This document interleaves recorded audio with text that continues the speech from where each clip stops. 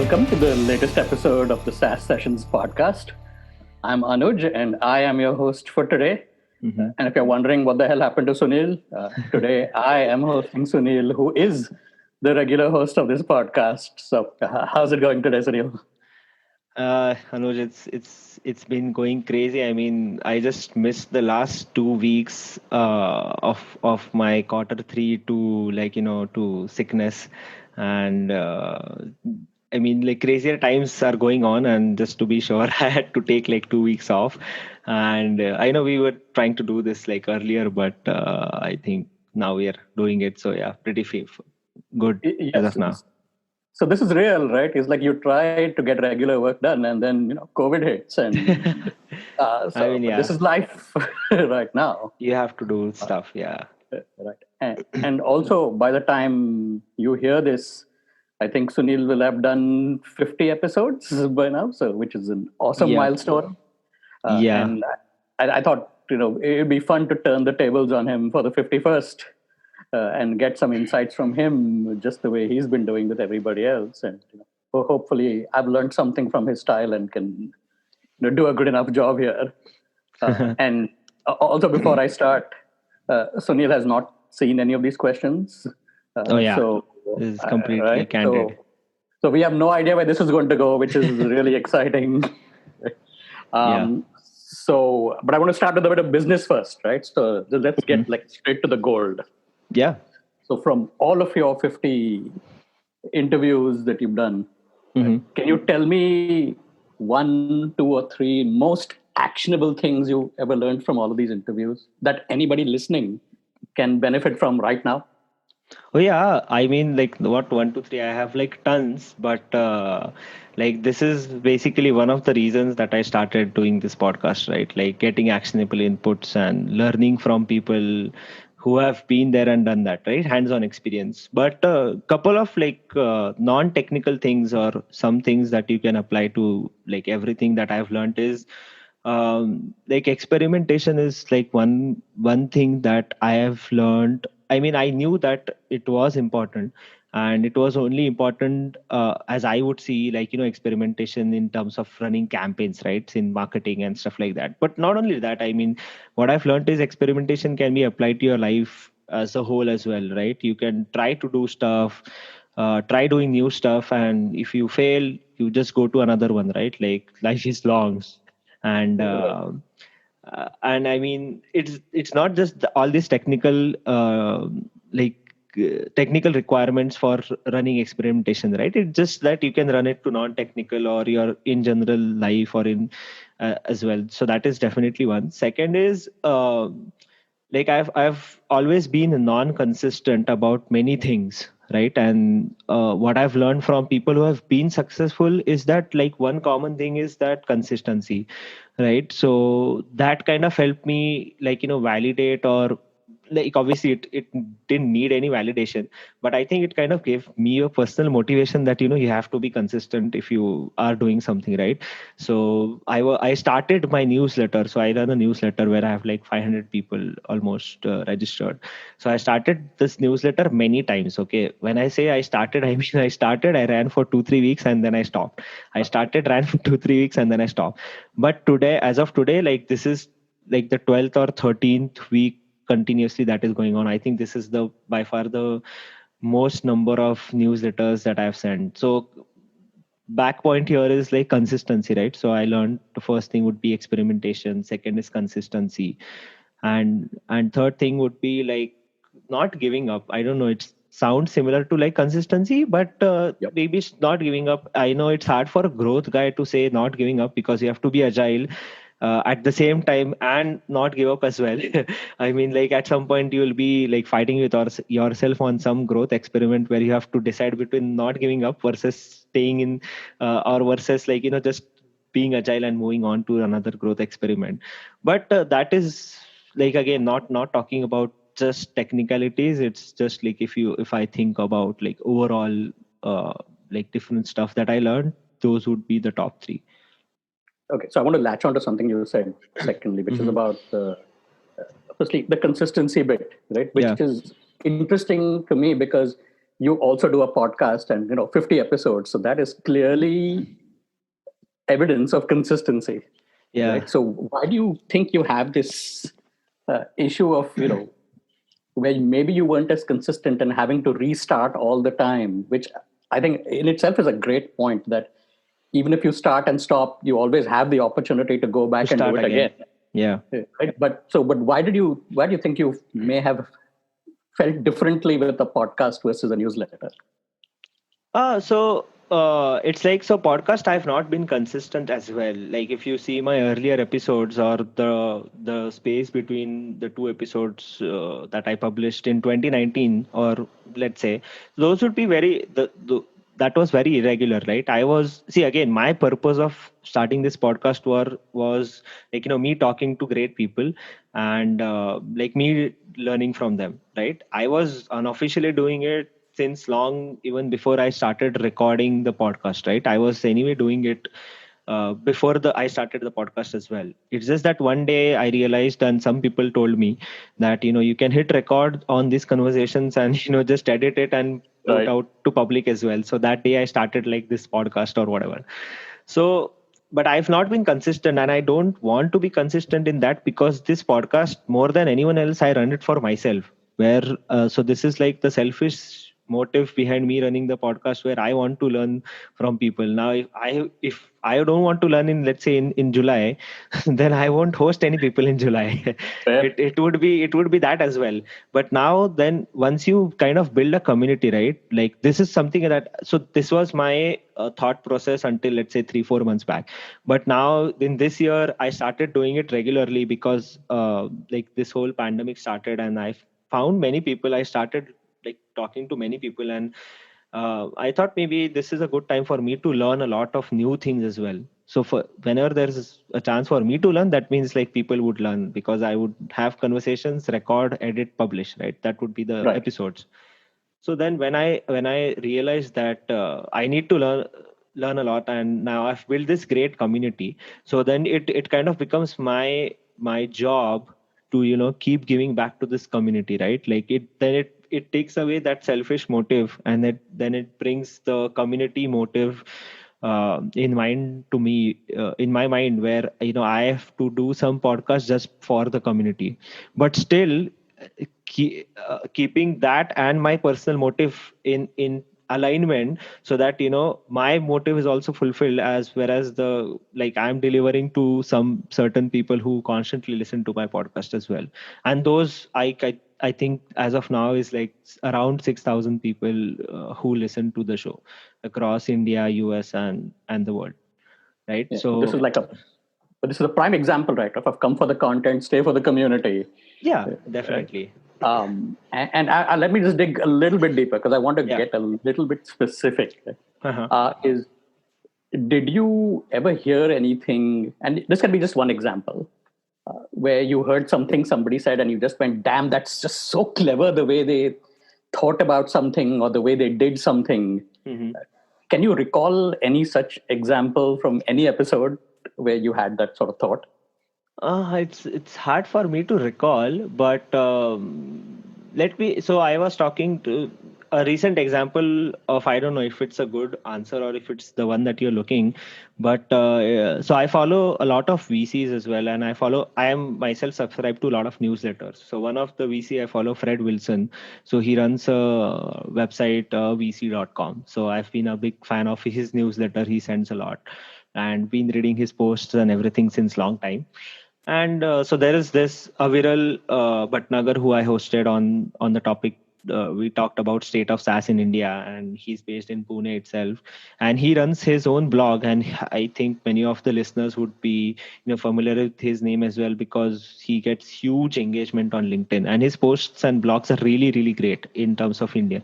So he writes the kind in a like maybe similar way what Fred Wilson writes, and his blog was also, so Fred Wilson is a vc.com, and Aviral was a junior vc.com. So when I was talking to Aviral, and then Aviral was also writing the same thing, and I was like, hey man, that's really clever. And like he started his own version of that Fred Wilson blog in India, and like not many people would know, but I think he was not targeting many people, right? He was targeting the niche and the kind of audience that he wanted to reach out to. So I think those people would relate, and to me it was very clever. And yeah, I think Yeah, that's no, it. but that's a great point, right? Is Hmm. that I think originality is sometimes overrated, Yeah. and secondly, leaning into patterns or things that people are already familiar with, right, helps them associate you with that thing they're already familiar with, right? Right. Because when I hear a junior VC and a VC, I know they're about the same thing, Yeah. and just that they are uh, even if I'm a fan of AVC, at least my ingoing assumption is that okay, there might be something as great in even in this because I already love AVC, AVC. Yeah. right? So you've already set yourself up like maybe one step up for success by people assuming something, Exactly. about Yeah. themselves, right? So I think yeah, that is absolutely very clever.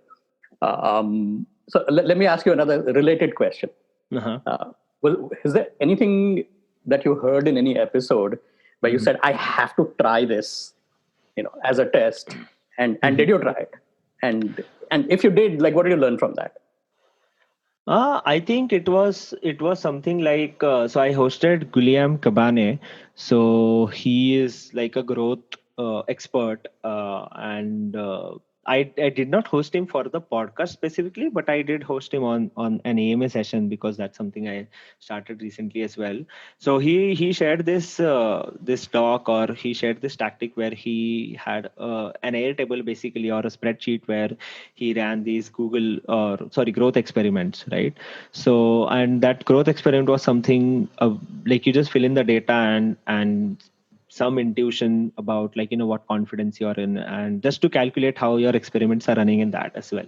So I never really, like, went so deep into like tracking, like on an experiment level stuff whenever we do stuff, like, some campaigns at Potfix, or for whenever I did campaigns for the podcast or SaaS sessions as well. So, but that really, after seeing that template, I mean, I knew that, the technical growth aspect, like, which I haven't tried a lot. I think that template kind of gave me like a framework which I could just put in, and I can see like how it works out, and if I like it, and if I it kind of works out for me, it kind of helps me, like, backtrack and see what were the experiments I ran 3 months back, and what were the kind of results and stuff. And having that document, if I work with someone, let's say, or if someone newcomer joins the team, and I can just give him the document, explain how it works, and he can just read on the document, and he can say, okay, these are the experiments that I've run, so he won't run the same experiments again, or maybe in the exact same way. So I think keeping that is something I thought I should do as a next step, because I'm a bad documenter. So I don't like, I have a lot of things in my head, but it's just hard for me to put them, like, in a structured format and stuff. That's why I'm a really bad content writer as well. I think, yeah, that's that's really hard for a marketer to, like, not be a good content writer. But yeah, it's just me. Like, I don't like to like write down stuff in a structured format or something like that. So yeah. Yeah, but this is important, right? Yeah. Because I think when people think about learning something from whatever they read or hear, I think the natural assumption goes to that you learn some tactic, Yeah. right? Whereas what you are talking about is you learned something about making a process better, Exactly. Yeah. right? And that is as important is when you talk about growth. Is process and strategy are foundations that if those are strong, all of Mm-hmm. the tactics themselves become even more powerful because now they are all within a certain structured context, right? Yeah. And I think this gets underappreciated, that process and strategy need to come before and maybe even need to be paid more attention to, rather Mm-hmm. than Guillaume having told you he tried some crazy experiment and did that, because you may or may not even be able to apply that in your context. Yeah. But him having shared his template is something everybody who watched that AMA or listened to it can take away something from. Yeah, and I think I took that because that was lacking in me. I mean, I never followed those such structured. I mean, like we had processes that we followed, and we had some kind of documentation, some framework that we followed, but that was very detailed. I mean, so Yeah. that's not maybe something that I tried. And hey, like that's this is the whole point. I am talking to these awesome people, right, on the podcast and AMA. Like I get to learn, and if I am not like implementing these kind of stuff, or if I'm not making myself better after like having that conversation, then like what's the point, right, of me Oh, doing all this? And like that charity begins at home. Like if I'm not improving myself, totally. then how do I expect like bring on someone, and how do I expect the community to learn from someone else, right? Yeah. So this is something that I lack. Many people who would like who attended the session or whatever, who already there are a few people who already knew about that template or that kind of, because who follow via on his LinkedIn and stuff. So I mean, yeah, that's the takeaway, right? Like Yeah. for me. Totally. So let's just shift channels a little bit. Mm-hmm. And since we are on your podcast, let me ask you a little bit about podcasting itself. Yeah. So, like, have you found any impact on listening patterns, like pre-COVID and post-COVID? Like, are they any different? And the reason I'm asking is because in the US, a lot of people listen while commuting, right? Yeah. And now there's no commute, so listening volumes have gone down. So I was just curious about sort of what are you seeing? So for me, the listening or the listenership kind of increased after COVID, right? Like in the early months of this year, like Jan Feb, I posted like only one episode. But then in like Feb or like in March, when I was doing like couple of episodes, I suddenly got like many people listening to the show. Like the numbers kind of increased, what I was seeing in the analytics and stuff as well, and people on coming on the website, and that also kind of increased. It's not like heavily increased. I mean, I'm just at like, even after running this show for 1.5 years, I'm only 6,000 listeners. That is way less, I know. But again, my whole It's 6,000 more than I have. That's fine. yeah. I mean, yeah, but see, the whole point of, again, I do not forget the basic purpose of me running the show is right. Like it's not quality, it's not quantity, it's always quality, right? And I have these qualitative conversations, and I never focused on improving the quality of like this mic and like audio as well. Like many people told me who are my friends, who are like who became my good friends because of this they started listening to the podcast and stuff. So they told me like I need to invest in good mic and stuff. Like I did invest, I tried to use it, but I couldn't follow. Like I at the end I was just using my normal headset and headphone mic, right? But then people still kept listening because of the quality. So I think Sure. like pre-COVID and post-COVID, that has been the same. That if you create quality content, people will come listen and they'll stay and they'll come back again. But in terms of listenership, I think my podcast have increased. Like I did talk to like many podcasters that I know in the US, in India. They told me that they had some fluctuations during the early like March or April, where their listenership gone down in the US, because again, as you said, right, people listen during the commute and there's no commute happening.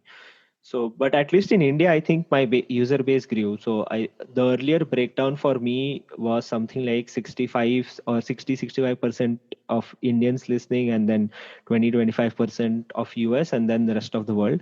But I think it kind of increased to 70-72% India, and then like only 18% in the US, and then the rest of the world. Right. So the US definitely did went down for me, but then at the same time, India increased. So So all in why all, do you think that is? Like, why do you think India increased? so again, one of the factors I think India increased was basically like people here. Like I started, one of the reasons was I started doing a lot more episodes, right? So Hmm. that's definitely number one reason. Another external factors was like I think people like podcasting as a like channel, or as a like as a habit in Indian people. So it kind of was increasing anyway. And I think COVID gave a lot of time for Indians to like like download that app and maybe start listening, because now everyone is talking about podcasting suddenly. So Mm. they're like, let me try like listening to it, and they maybe tried to listen to couple of the podcasts, and they kind of found mine, or they just saw it on LinkedIn, and they never really tried before because they saw before also, but now they just have that app on the phone and they're like, okay, let's Right. listen. So I think maybe that kind of gave a push. Plus, I did host a lot like great people on the show, which kind of brought on the audience to the podcast and stuff like that as well. So yeah, I think that was the main boost in India. Okay. And so I'm sure people listening to you, there'll be at least some people who might be inspired to start their own Oh yeah. podcast. And so, do you have any tips for those people for whether it's hardware or software do I you use to Mhm. make anything, like for whether it's has to do with recording or editing or publishing, whatever makes it easier and to just get started, like what advice would you give them? So yeah, like did help many people, actually, many people, many companies start their own podcast as well, in India, outside India, whatever. But like many people like have that friction. So I'll tell you the friction points, because I already have written what are the basic stuff needed. On the blog, we did a webinar also on that, about podcasting in India, about how we did and stuff like that. So that's available on the website. I did write a blog as well, which I somehow is ranking on the first page of Google on how to start a podcast in India and stuff like Awesome. that. But yeah, I'll maybe I'll not tell about the things that is needed, but maybe I'll tell about the things that which I see are the friction points after Sure. talking to like many people, right? So one is basically they kind of being perfection, or like the habit of being very perfect at everything that they want to start. So there is this early hesitation in people, that they want to get everything perfect, and then by the time they get everything perfect, they lose the interest and they never start. So never starting is like one of the biggest reason of not starting the podcast, I mean. Totally. Yeah. And the reasons for not starting is very simple, right? Like people try to focus a lot on quality, and they would be like, hey, if I record, then how will I sound, and I don't know if I'm doing this right? So they need that validation and stuff. So but they don't know, like, if you do it and if you just start, so the validation is right out there waiting for you. If people listen to you, or and they come back, that means you are validated. If they don't, that means you don't have to like give up. You have to like again experiment, right? You have to like do something new, try something new, and see if they stick or not. Like you have to throw stuff at the wall and see if something sticks. Whatever sticks, you like build on that, right? So that's the number one thing which I see as a friction point in people not starting. Secondly, again, like I didn't focus a lot on quality of audio, but that is one thing which people should focus on. It's a friction point, definitely. Like if I don't like quality of audio, if something that I'm listening to, I would stop listening to it, right? But then I still go and listen if the content is really that great. I mean, like, then I would trade off the quality of audio anytime over the quality of content, right? So, but yeah, that is still a friction point amongst a lot of people. Third is, I think, editing. But now I think those are still everything. All the technicalities is getting solved because all these apps are there. There is like Descript. You can use Zoom to record. You can just use a normal mic. You can use Crisp. So I use Crisp to like remove all the background noises and stuff. So it's just like you just have to pay, and there are free tools also, there are paid tools also. You have to use, sell some money and get those tools and start using, right? So I think once you use the right tools, I think that removes the friction point in like starting or running a podcast. Apart from that, it's just content. Like if you think you can create good content, that is another friction point. Like you should they create good content which is not already been created. Like if there is already a blog out there, and now you're talking about the same things which is I can go and read in a blog, then that's not really a good point or good thing to have on a podcast, let's say. I think these would be a few friction points which I keep telling people to like look for, and and maybe not think about like a lot, and just go and get started. I think that is really the key message. I think just start, worry about all this other stuff later. Yeah, you Uh, build as you go, right? Like you can't launch the whole product in day one, right? You have to launch the right. MVP and then you build version 1, version 2, and so on, right? A lot of product managers would agree on that. Yes, yes. No, but this is exactly what you're saying. Is like all of the growth principles Yeah. that you apply to product or marketing. They apply to To starting a podcast, life, to validating, to life anything. Right? basically. Yeah. Exactly, exactly. Which is exactly what you were saying at the start of this podcast. Right? Yeah. Is that so? Yeah, I think that's an excellent lesson. And so while we're talking about growth, let me pivot Uh-huh. a little bit more into your role Hmm. specifically. Right. So clearly you do growth at WhatFix, right? But what does that really mean? Like, what is your role entail? Totally. So yeah, again, I have written like I do growth at Whatfix, but it's not like any like growth that would be on like on what people see or what other people do, because Whatfix is a B2B enterprise company, and having growth role at B2B enterprise company is really tricky. So but let's divide growth into two different things, like product growth and user growth. By user I mean your customer growth, right? Yeah. So basically we essentially do demand gen, right? To be honest, like it's just demand gen, pure play, because we are B2B, and for B2B demand gen is like the thing for that growth people should focus on, apart from like product growth, right? So I take care of the awareness and the acquisition part of the funnel to be like technical in technicality. So what we do is so I take care of a bunch of things at Whatfix, right? So I do webinars, all the virtual events. So we did a virtual event called the Digital Option Summit, where we had like 3,500 attendees registering for the summit and stuff. So all these virtual events that happen at Whatfix, mid funnel, top funnel, bottom funnel, all that we do, that I take care of. Another thing that I manage is the B2B influencer marketing angle, right? So influencer marketing, as people would think of, is like Instagram and these models posting any products that they get for free, and you drive some traction and sales through them posting, and you pay them heavy money, right? So that's not Right. the B2B. That's not how it works on the B2B angle. So not many, if for people who don't know, like B2B sale, when it's happening at like $50,000 say like annually, and so people try and get references, right? Like as much as they can. So references can be from existing customers or your partners, or it can also be from an influencer, right? Like who's a thought leader in that particular industry.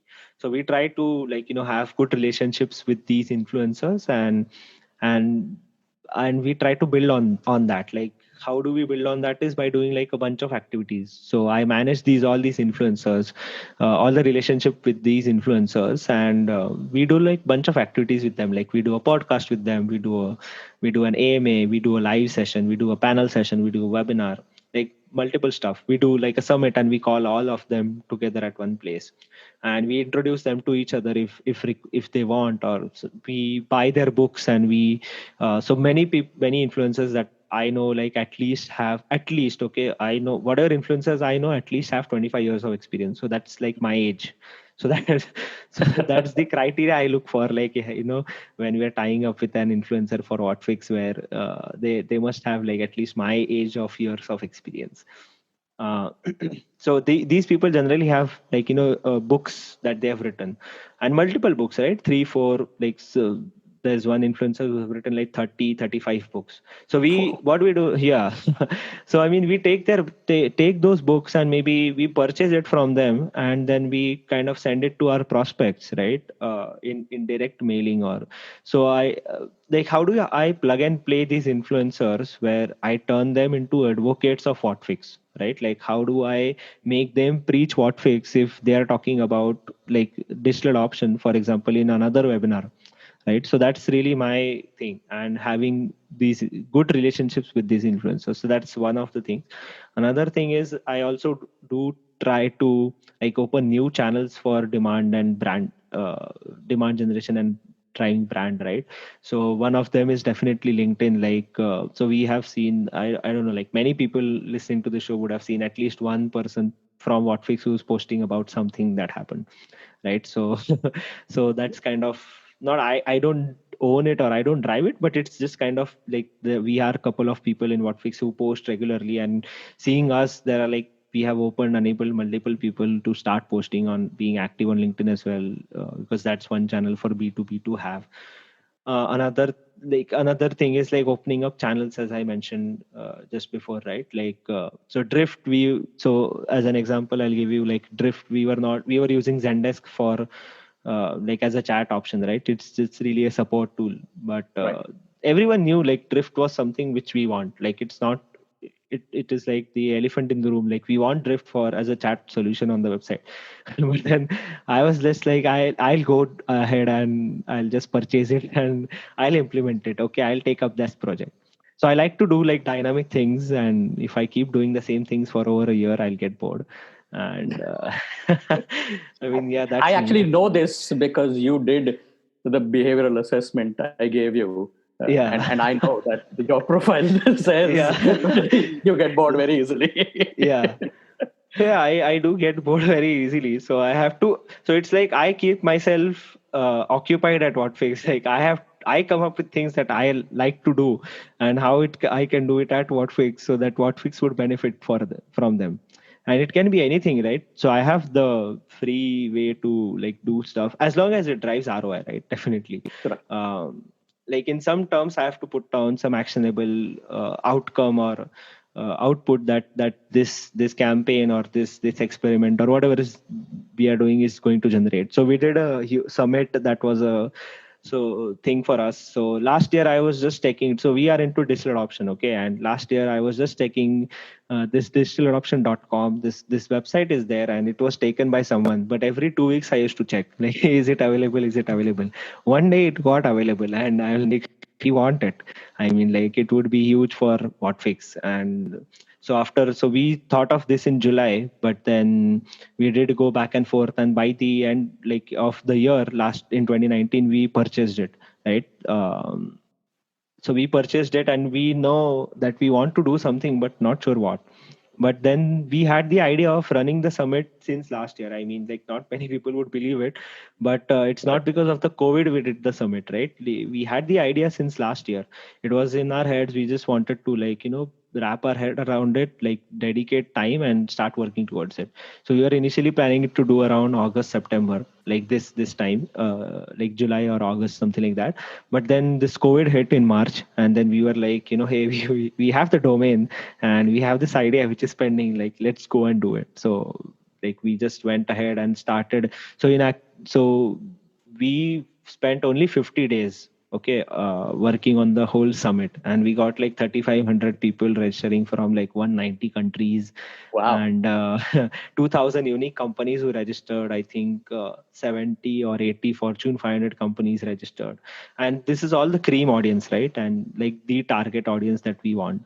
Around from 3,500, I would definitely say like 60-70% would be MQLs for us. Right. So this is something that we did. So this is not like written somewhere, or there's no playbook here. I don't see like many other companies like doing it. So yeah, this is, and no one in our company had done it. So again, whenever this is something new, I find an opportunity and I go and do it. Right. As long as it drives ROI for us, back to us. And our target, by the way, our target was 2,500, and we got like 3,500. Everybody happy. Awesome.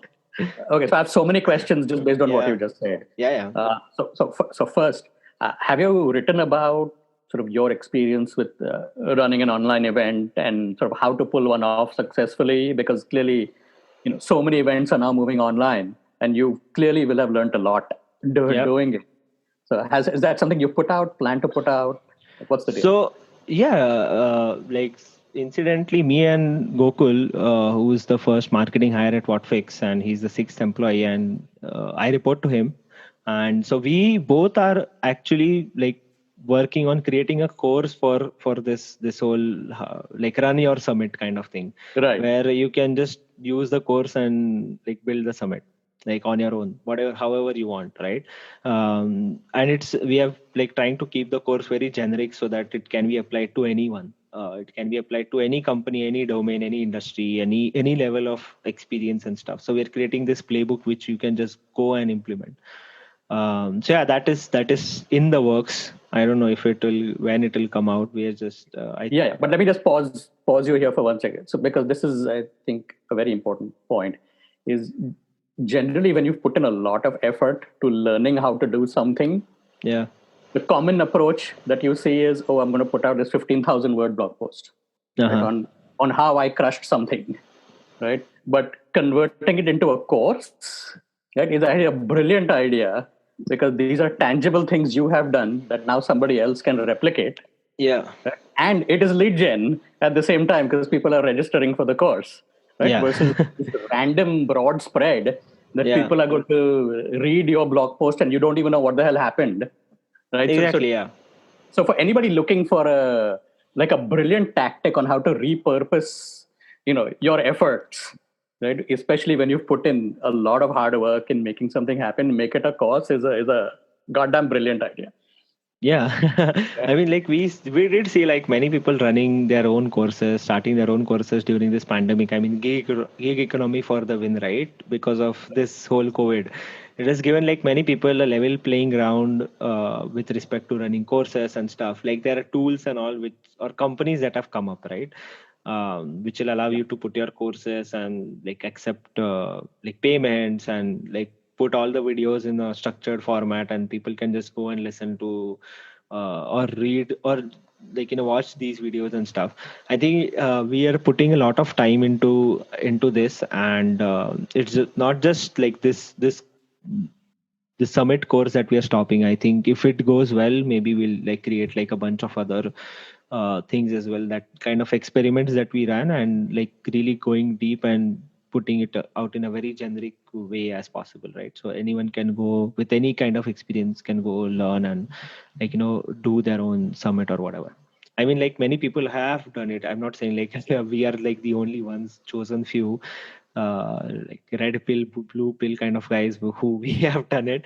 But yeah, many people have done it, and we are just putting out like how we did it, and like like what all needs to be done basically according Yeah. to us. It's not like the Bible, but for summits, but it's like our learnings or our experiences and our failures and whatever. Yeah. So I want to go back to a couple things based on what you Yeah, yeah. just said about your role.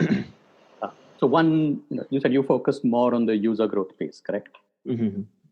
And so does that role exist within the traditional marketing department, or is growth a separate thing at Vortex?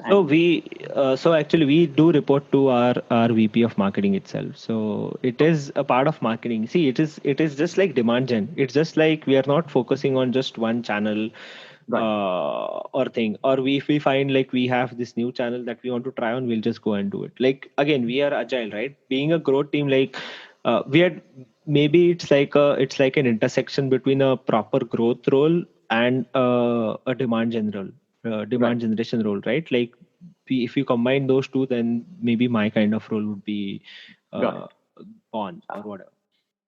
And the follow up to that is, like, generally, there's always this tension between the marketing team and the product team. Uh-huh. And so how do you ensure then that, and I'm assuming you have a product growth role somewhere in I the organization. I don't think Not so, you, honestly. but is there a product growth role in the organization? No, actually not. Like we don't Why have not? I don't think we have a product growth role. I see one of the reasons being see, I'm not an expert, but again, my thought process is like we are like a B2B enterprise. Like we hardly have like 500 to 600 customers, right? And when it comes to that, like even the sample size in product growth roles would be Hmm. 2000. So Right, right, right. that is I think that is one reason. Another thing is like we have a great like customer success and professional services team, and I think solutions engineering team as well. And our product team also talks to our customers, obviously. So the thing is like these people, they talk a lot with the customers, and they know how to build the product. And after talking to these customers, and we always keep them up with whatever kind of marketing that we are doing, and they always tell us, so there is a good handshake happening from both ends, where everybody knows what's happening, I guess. And I don't think that's why there is any friction in these ways. And hence I don't see talking a lot to the product team. And since I think we are like a sales and marketing led organization, so we are not product led Right. organization, right? So in that terms also, I think sales and marketing. So our sales and marketing alignment is like the best, I think, what I've seen in like many B2B SaaS companies, right? Like I do see like many of my colleagues in different companies in the marketing departments, they don't talk to their sales team. Oh, And yeah. for us, we talk to our sales team I mean, like every day, and different things, right? Like whatever. So if I'm doing a webinar, for example, we just did a webinar, we had like 200 people coming in, 70, 80 people who attended, and 5 of them have been assigned to, let's say, one account executive. So I'll go to him, I'll talk to him, hey, like what's happening on these 5 accounts? Are they good? Do you see any activity happening? If it's already an opportunity. If not, then I'll go to an SDR who's been assigned those new leads, and I'll say hey, this lead kind of looks interesting because he asked like XYZ questions on the webinar. This is the poll that he voted for, so maybe he's looking for this kind of XYZ things, right? And so I talk like the whole marketing team and sales and the XDR, SDR and BDR team. So we have like good handshakes, and like everyone talks to everyone, and there's a huge clarity. So I think that kind of helps us a lot. If you think like how do we validate our marketing efforts, right? So we have like good amount of opportunities that are generated, and we have a good amount of sales also that is generated. So I think that validates more than the product, I think. Yeah. So a few takeaways for me, just in what you said, is when it comes to growth, right? I mean, sample sizes are important. Like Oh yeah, you definitely. I can't think force so. fit a growth methodology, into places where you're not going to get enough data, right?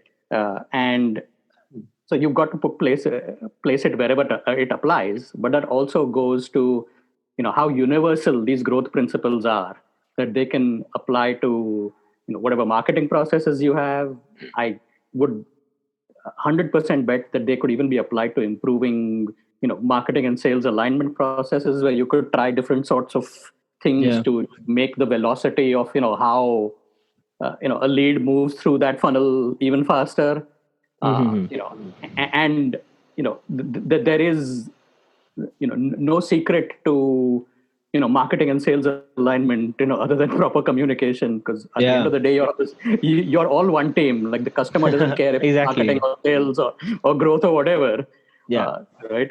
And I myself have also experienced that trap of marketing and sales not talking to each other and also working well with each other. And in every case, it's just been a function of communication and Yeah. aligning that we are both in it to provide value to the customer. Exactly. Yeah. Not about your sales numbers or my marketing numbers. Totally.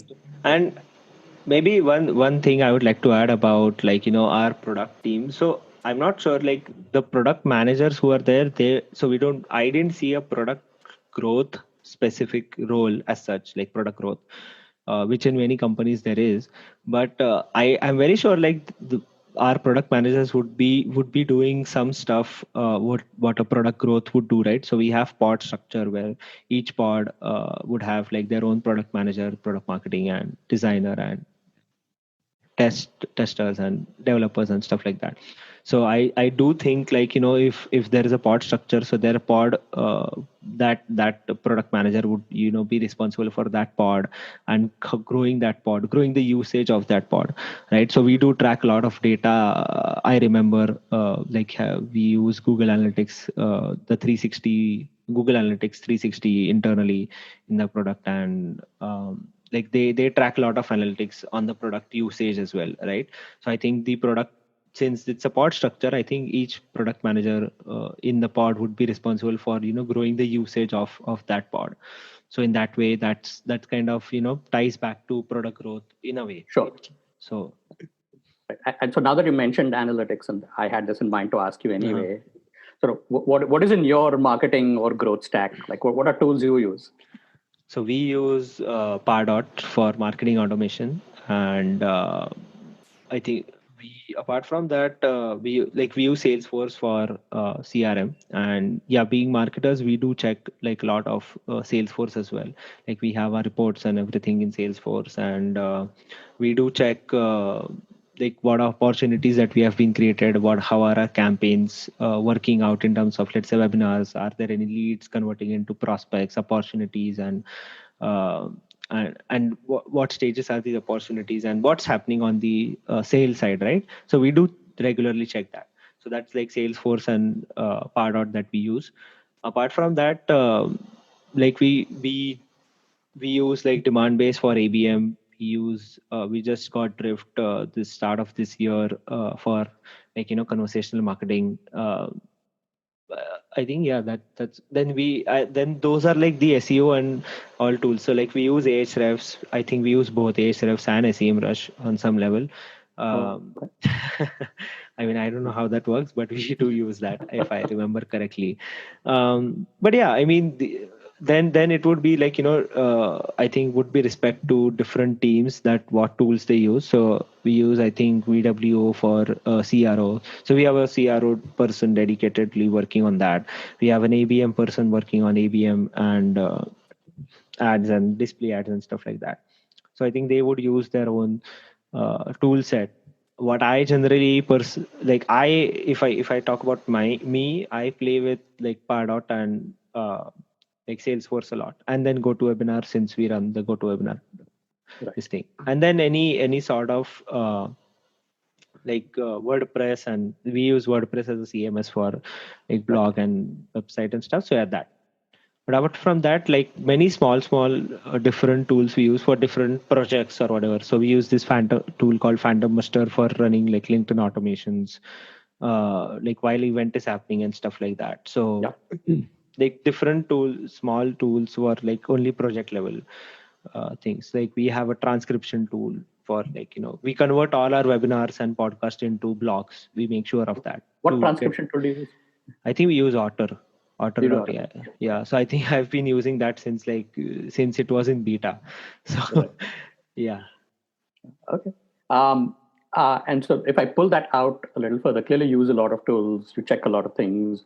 From your perspective then right now, what is the biggest growth challenge facing WhatFix, or maybe even the biggest opportunity right now? Mm-hmm. And what are you doing to get a hold of that? So I'll tell you the biggest growth challenge that we are facing currently is like, looking to expand our team, like the growth team, because I think I just put out a post. So we are looking to hire for our team, like working with me and Gokul and Deepika, who are the growth team. So we do like all the events we do, right? So we do events, we do virtual events, both physical, virtual. Then we do direct mailing campaigns. We do like lunch and learn sessions, roundtable discussions, webinars, expert sessions, panel discussions, AMAs, interviews, podcast, like all these different activities, right? Which you not see in a typical marketing stack. Right. That falls onto all three of us. Yeah. Right. And so we are looking to expand our team, and that's the biggest challenge as a growth we see for our like growing our team. Like forget about growing the user base and stuff, because I think that challenge can be figured out. Like it can be like we shell money somewhere, we do a webinar with XYZ person, and we run some email campaigns, paid email campaigns, we run some ads and we get people. I mean, that can be done. But I think like one challenge that we are facing is about like hiring good growth people, right? Because there are only two kinds of growth people that I know of, at least. Like people who are like really good, genuinely doing like growth experiments, running, tracking all the experiments in that sheet that I mentioned in the start. And then maybe on the B2B side, if I say like doing the same things that we are doing, right? Like specific to channels and driving demand, right? through whatever means necessary. And those are like really great people, but those don't want to leave their jobs, obviously, Right. because they're great. Right. And the second people I see are growth hackers, right? Like that's those are, I think I would say that those people are still new to all of this like growth Right. ecosystem, and they don't really understand how the function works. They maybe took a course somewhere Right. which got them certified to be called as growth hacker, and they put it out on LinkedIn. I mean, it's not their fault, but it's just that they are still very new. I would say I would not say that they don't know something, but I would say that they're very new to the system. Yeah. So I mean, like, yeah, definitely Sean Ellis started this growth hacker as a term like long back, but I think it has completed the full circle, and there is no like one growth hacker, right? Like it has like, so the circle has been completed in different Yeah. functions, and now each function would have their own growth person working. Or if there is a growth team, then that growth team has a developer, has a designer, has a data guy, has a guy Right. who thinks, has a guy who he's a great storyteller, has a guy who has like sales background who can sell basically. So if you put all these people together, so that would have a really great growth teams. And those teams are also something I know of, which my friends who leads these teams.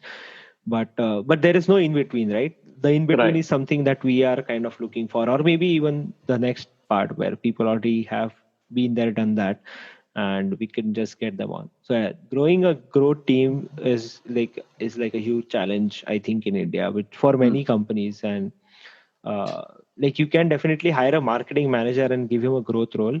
I Right. mean, that has been the case for many companies that I saw. Right. And but that doesn't solve the problem, right?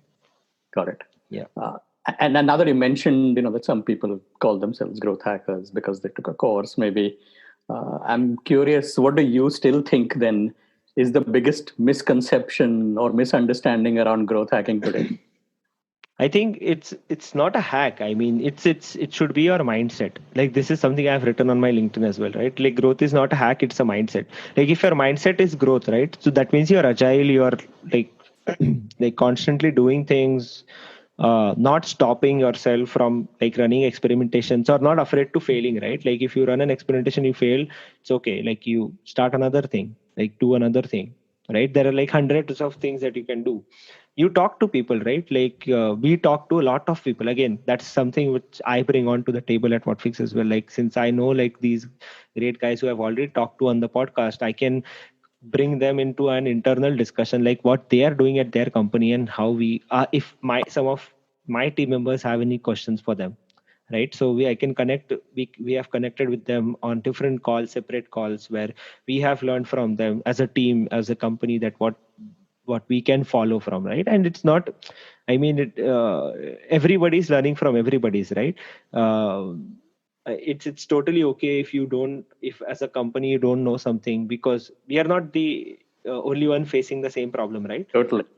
I mean, everybody else is facing the same problem, and maybe some people have faced the problem and they have overcome it. So you just have to find those people and talk to them.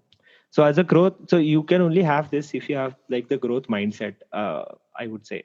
So I mean, and Sean would agree, I think, now as well. Like in many ways, he's telling the same thing. And earlier also in his book as well, he has mentioned the same thing, having the mindset, right? Like of is more important than being just called as a growth hacker or whatever.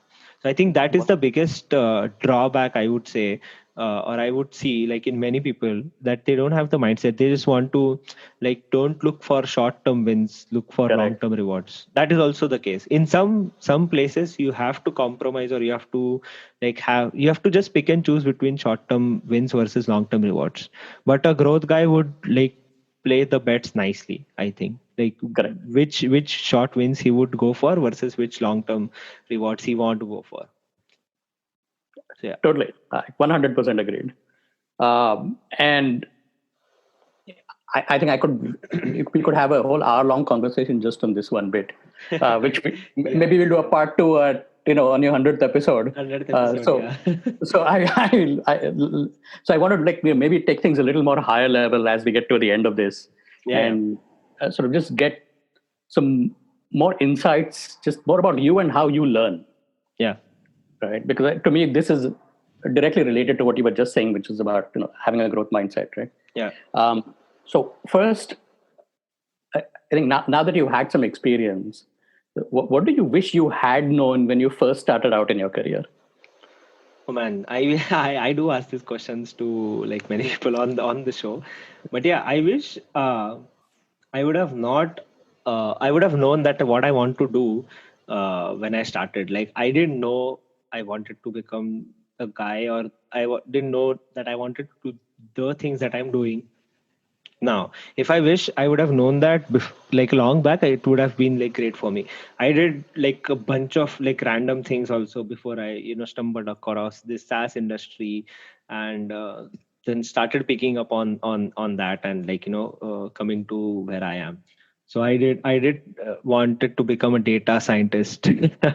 I mean, I mean it's the hottest job of 21st century. It still is, Totally. but yeah, I did try to do that, but it didn't kind of work out for me. Like many guys, I also gave my GRE and like tried to come to the US, and like it did happen for me, but for some reasons it didn't as well. But and I wasted like, I wouldn't say I wasted. Let's say I did invest a lot of time in this. Like I started after my college. The first job that I had was of a developer.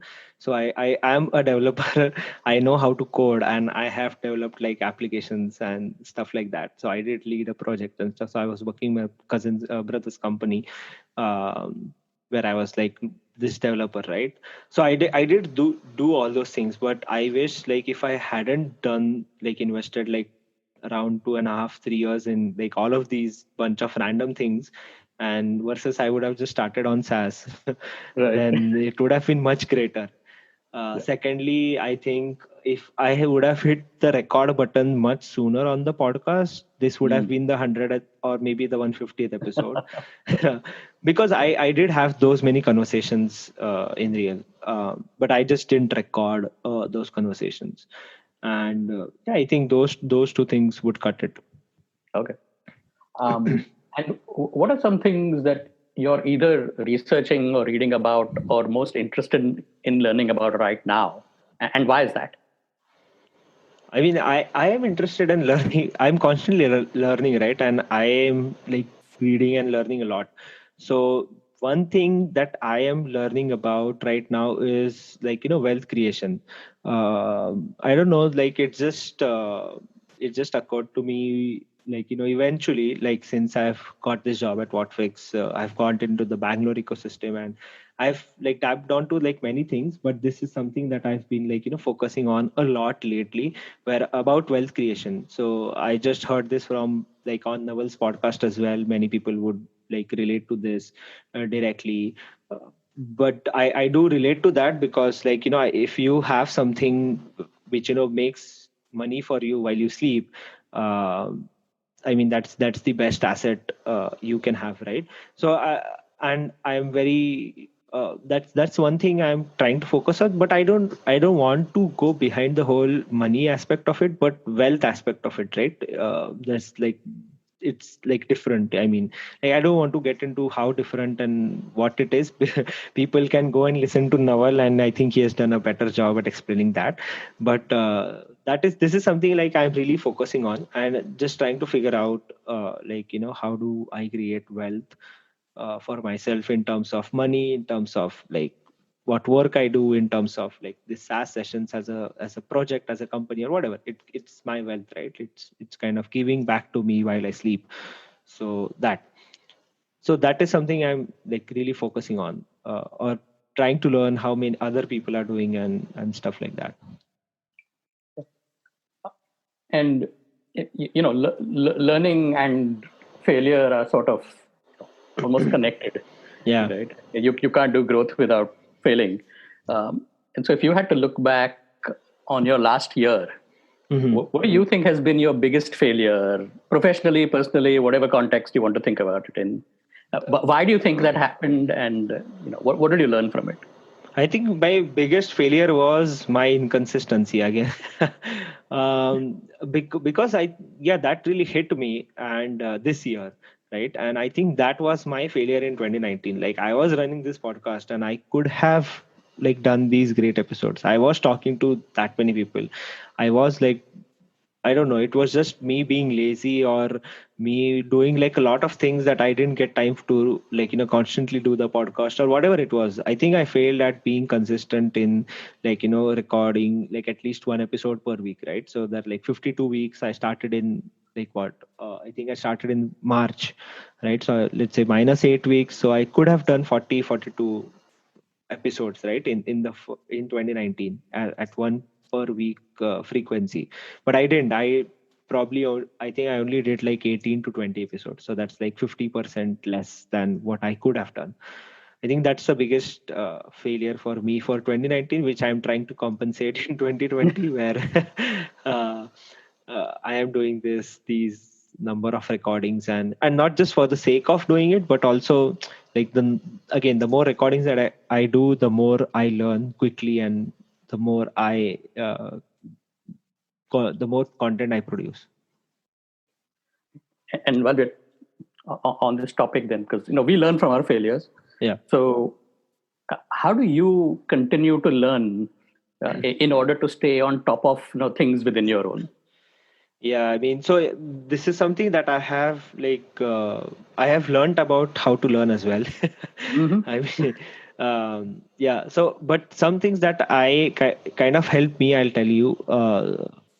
So, and this is something that we follow in my friend circle as well, because I think it's just mindset that matches each other.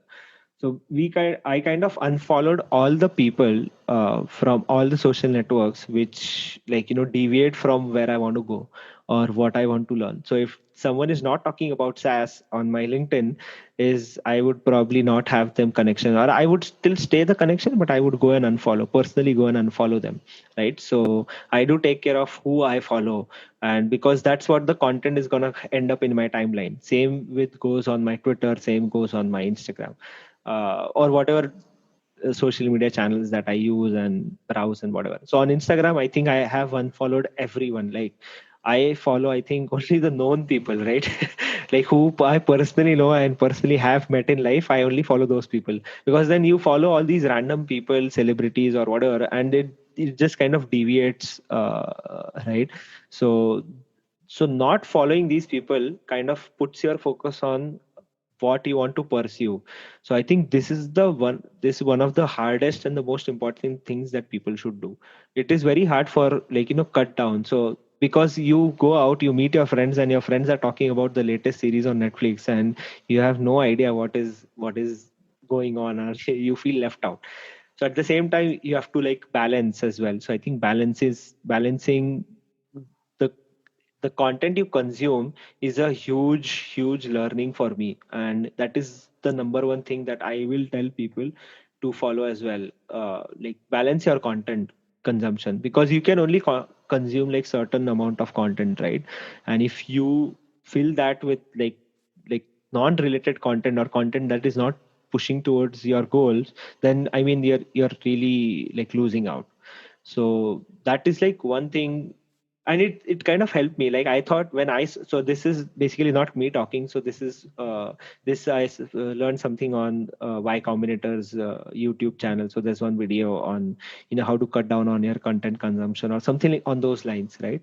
On their YouTube channel, I just stumbled upon that video thanks to YouTube's algorithm, I guess, and I read it. So when once I saw it, I didn't think of it like being pretty good, or I'm like, okay, I don't know how this would work even at all. But when I started implementing it, it like really worked. I think that's one thing that helps me learn as well. Like apart from like all this experimentation and being agile and being consistent, that is all there, but not consuming content or not consuming the non-relevant content is the biggest like you know thing, I guess, for that helped me. And then and that has kind of given me back a lot of time now, since that's why I'm subscribed to like many newsletters, multiple Substack or on their own website or whatever. So I go through my email like a lot quicker now, because I don't have this unwanted things that is coming onto my inbox, or like notifications and stuff like that. So I put my focus back to the things that I want to learn or read about, and then gets me my time back.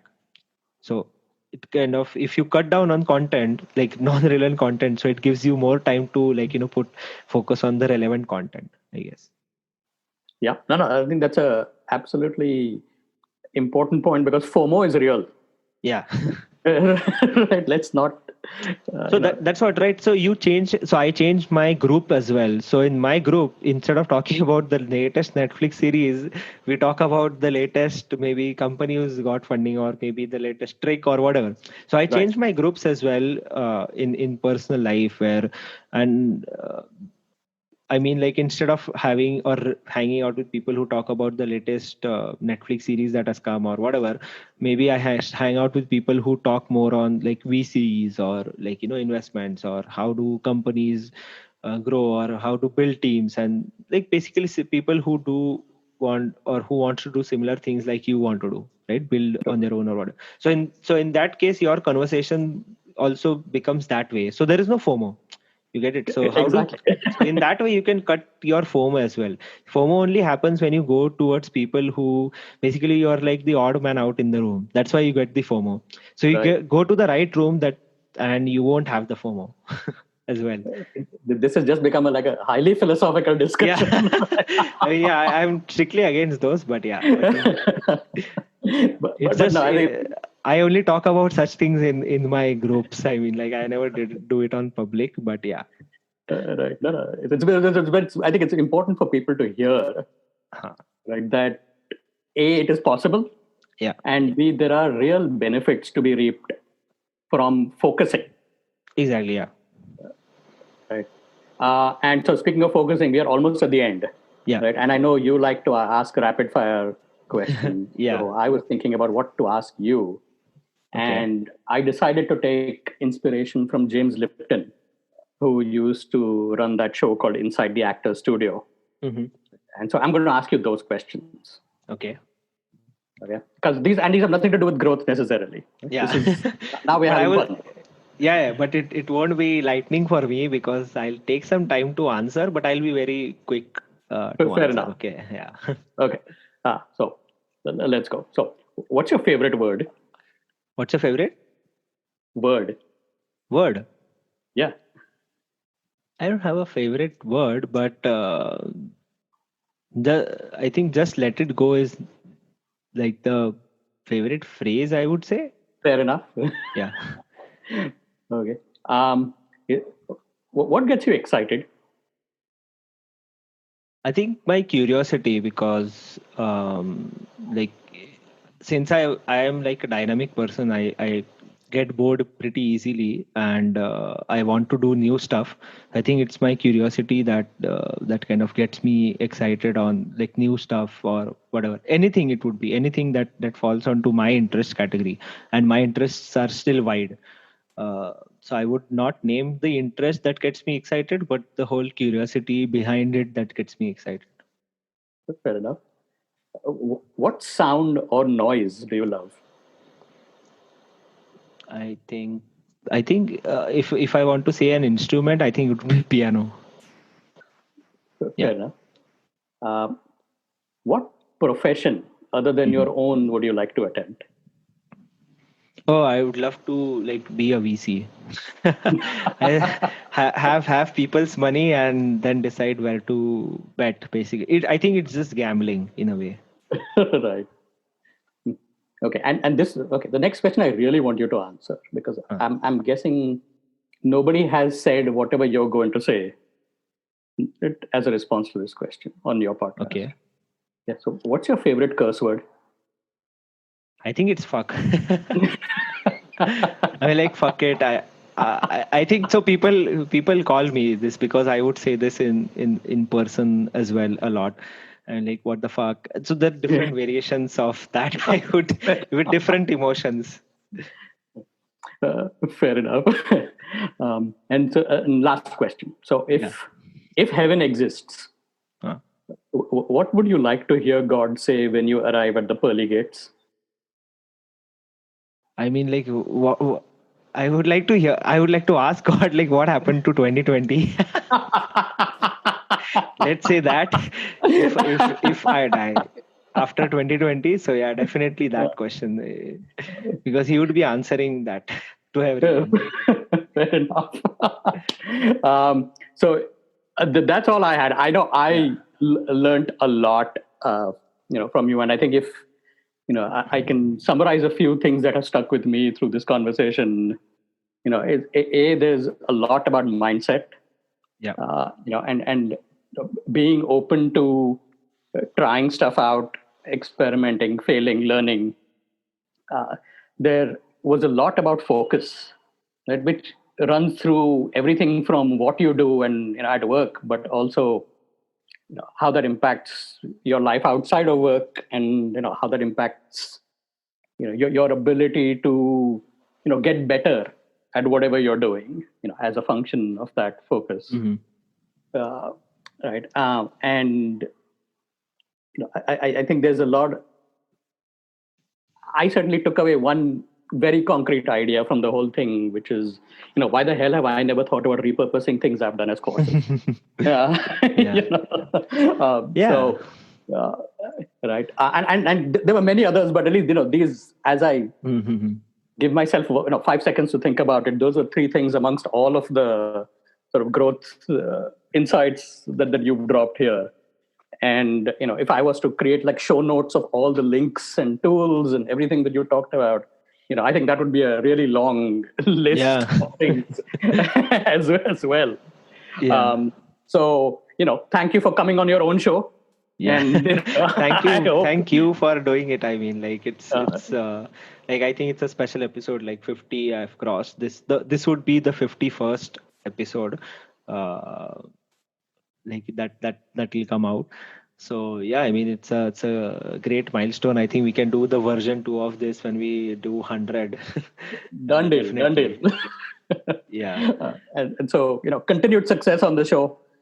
For you. Thanks a lot. And, I hope people got as much out of listening to you and your experiences as.